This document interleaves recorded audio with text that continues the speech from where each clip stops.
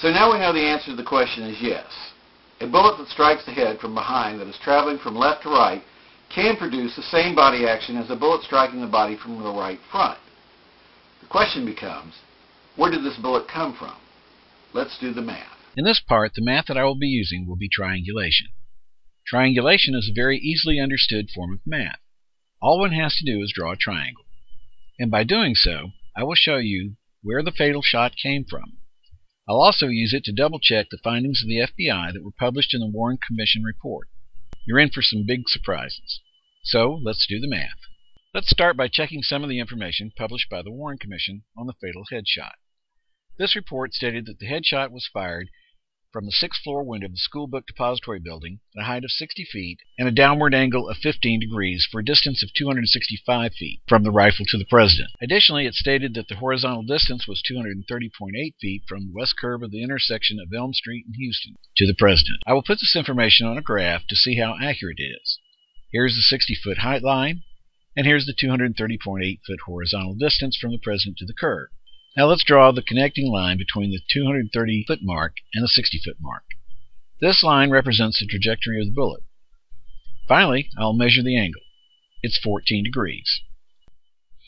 This differs from the 15 degrees as stated by the FBI.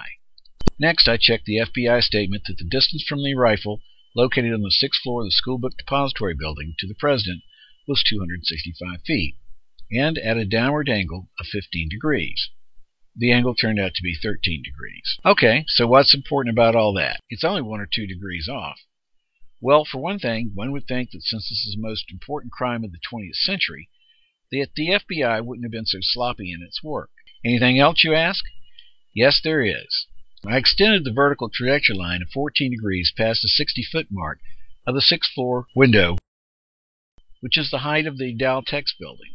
The line touched the 80-foot mark at a horizontal distance of 310 feet, which is approximately 33 feet east of the corner of the Dow Tex building at Houston and Elm. The question becomes that if both the downward trajectory from the 6th floor window of the School Book Depository Building and the roof of the Dow Tex building match exactly, is there a way to determine from which building the bullet was fired from?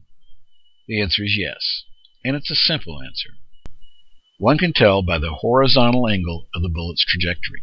To find the horizontal angle of any wound, all one has to do is draw a line from or through any of two of the following points: the end of the rifle, the entrance wound, or the exit wound. A line drawn in this manner is the trajectory of the bullet. Then simply measure the angle of the trajectory against a reference line. It's that easy. Who knew?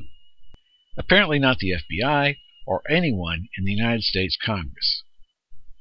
So, let's find the horizontal angle of the fatal headshot.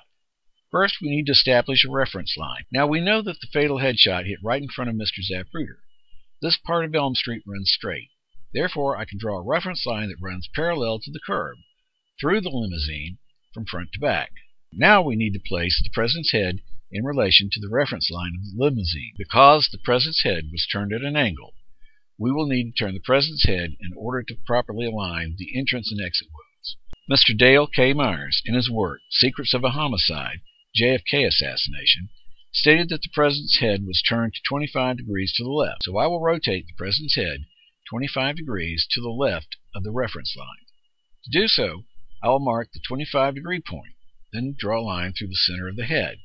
Then turn the head to the left until the 25-degree mark is covered up by the center line. Then measure the center line against the reference line to ensure that the head has been turned exactly 25 degrees. Next, I mark the entrance wound at the back of the head and then at the point of exit.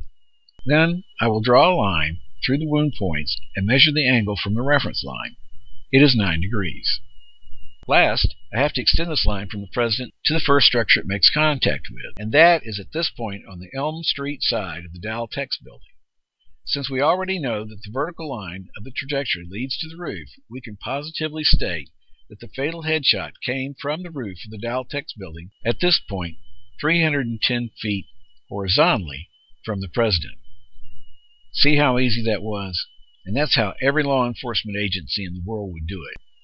Except, of course, for the FBI in the case of President Kennedy's assassination. Now, there are those who will argue that no one can be certain of the exact exit point since the exit wound is so large. I understand. Remember, one only needs 2 points to establish a trajectory line.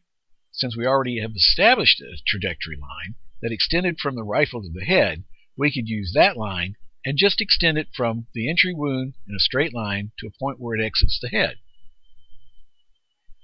For a demonstration with live ammunition of the fatal headshot as if fired from the Daltex building, along with an in-depth look and discussion of the damage, please go to Part 8C of the JFK Assassination to the 80-foot mark series. Thanks for watching.